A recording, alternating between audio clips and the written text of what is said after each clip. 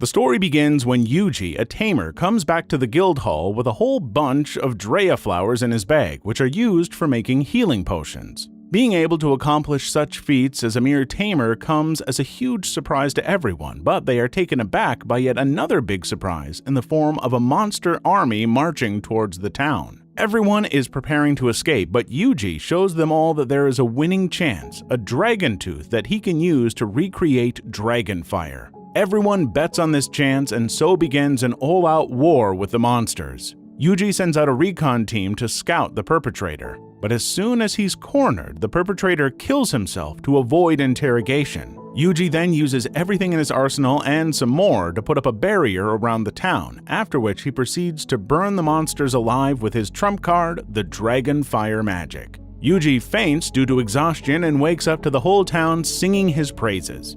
However, he quickly flees the town as he does not like to be treated as a hero. It is later revealed that the perpetrator might be a part of the guild that the town's residents were already following. After escaping his ever-popular life in the last town, Yuuji moves to a new town named Kilia, where he enrolls into a new guild and is once again subjected to the prejudice of being a tamer. However, Yuuji gets hired thanks to his enemy detection skills and starts looking for a party to join.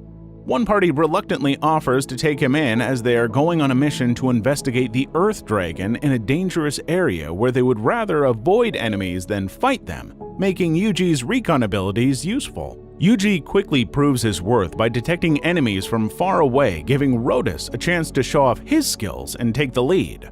Later that night, Rhodas offers to take the first shift while Yuuji and the others sleep. Yuuji then dreams about the day he randomly woke up in this game-like world and found a lot of slimes who were ready to be tamed by him. Yuuji quickly gained a lot of skills thanks to his shared senses with the slimes that he had tamed. Meanwhile, Rhodas runs away during his shift and is revealed to be in cahoots with some famous bandits, to whom he sells his party members and then tells everyone back at the guild that they all ran away during the mission. Tina and Lisa, who were following Rhodas, get in trouble, but Yuuji and his slimes intercept at the last moment, capturing the bandits and saving the day. Yuuji doesn't take credit for it though, as he does not want people to depend on him thanks to some harsh experiences in his past life. Yuuji and the rest decide to continue their mission, but Yuuji is worried about the prophecy the bandits were talking about, something about calamity coming beneath a full blue moon. Nevertheless, they carry on with their quest and soon arrive at Delight Canyon, sometimes referred to as the Valley of the Wind, owing the name to the strong gushes of wind that come from there every so often. The sky turns darker as the team is moving ahead in their path, and a big blue dragon appears in the sky. Yuuji and his team try to run away from the dragon, but then the Earth Dragon appears and blocks their path. Yuuji single-handedly defeats the dragon and is successful in diverting the credit to someone else. Everyone reports back to the guild and gets a hefty reward for taking down the bandits and the dragon, but their joy is short-lived, as Yuuji is called upon by a knight in a meeting to discuss the blue dragon that had recently appeared in the sky. After seeing a picture Yuuji makes for them, the head cleric from the central church describes a legend about this dragon. They also discuss that they did a ritual at the last lunar eclipse to summon a spirit to combat exactly this kind of disaster, but it doesn't seem to have worked. The meeting is adjourned for the day as everyone is supposed to head into battle the next day. Before leaving, the head priest, Father Sterile, hands Yuuji a special knife and tells him that the heavens deemed it so that he would have it. Later that night, Yuuji decides to duke it out with the dragon alone, since he knows fighting alongside everyone would just lead to unnecessary casualties. Yuuji fights with all his might, but is unable to damage the dragon. But then he figures out a creative way to use the dagger he received from the cleric. Hence, in the end, Yuuji finally bests the dragon and the sky returns to normal. The following morning, the knight who invited him to the meeting comes to his room and tells him in a rather cryptic manner that he should have just asked for help. Yuuji then leaves the town of Kilia and heads for Ricardo. On his way, a girl named Dryad calls Yuuji for his help in gathering the pieces of mushrooms that were scattered around the area where the blue dragon died. She calls them Dragon's Grace and tells Yuuji that they are used to make healing potions and magic restoratives. She then recalls the fact that Yuuji saved her back when she was lying completely drained of her magic energy near a burnt-out tree. Yuuji dispelled the cause for her condition as well. She thanks him again, and thus Yuuji is able to continue his journey toward Ricardo. On his way, a mysterious fog covers the entire area and leads him to a mysterious village known as the Village of Messiahs. The residents of the village are secretly planning to gather the dragon's grace of the Earth Dragon.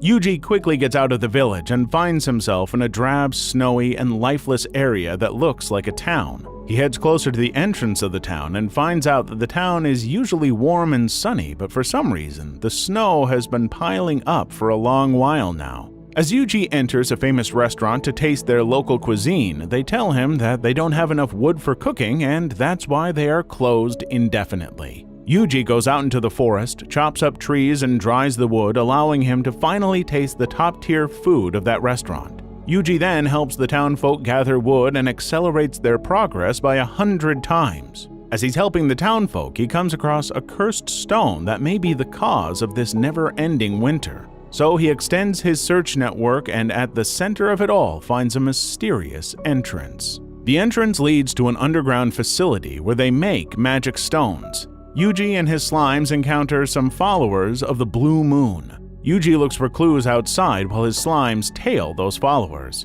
His search leads him to the town of Messiahs, where the slimes find some important documents and a whole lot of treasure. The followers catch on and send some men to take out the attacker.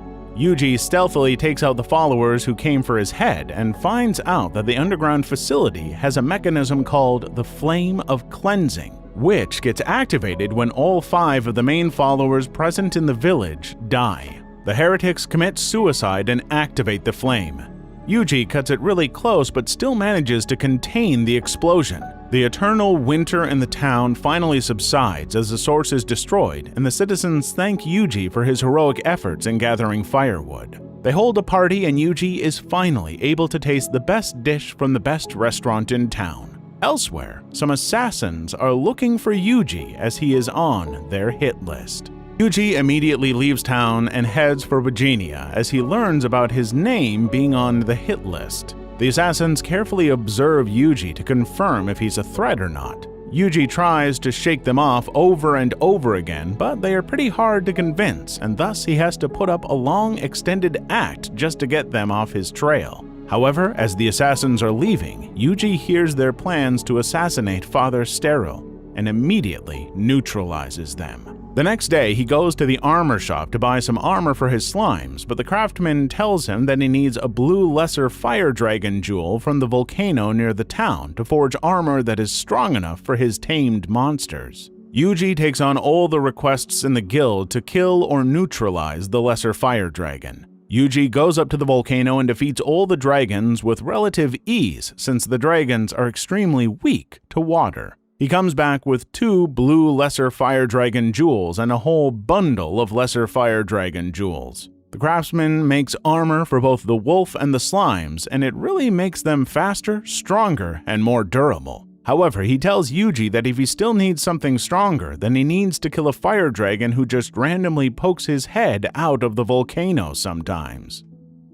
Later that day, Yuuji and his slimes sense some shady activity around the volcano, and as Yuuji is about to head out to deal with the problem, the volcano erupts and a big fire dragon shows up. It starts raining in the town of Bogenia. Since the fire dragon hates rain, it starts going on a rampage. Yuuji neutralizes 2 followers of the Blue Moon who were trying to climb up the volcano with some cursed water. They then commit suicide like the previous ones. Now for the dragon, as it's trying to make its way into town, Yuuji uses his mind and his exceptional skills as a tamer to kill it. It goes on to be a long and hectic battle, but it's all worth it since it ends in a success. Yuuji then takes the jewel of the fire dragon to the craftsman and he fixes him up with some legendary armor. Yuuji also tells him to keep everything a secret, and he agrees to it. Along with the jewel, the slimes also find an artificial rain machine placed by the followers of the Blue Moon there to stir up violence and destroy the town.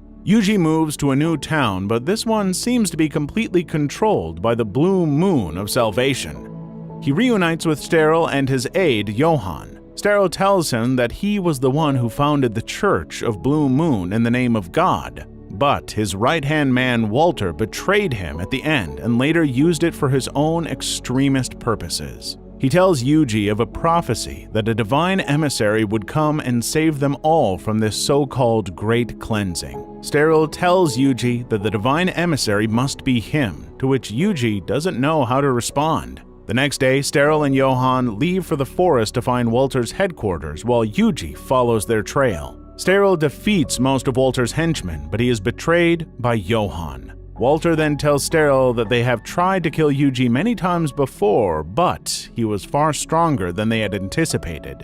As they are having this conversation, Yuuji bursts into the scene. The end. Will Yuuji be able to save Sterile, or will the mighty protagonist meet his own demise?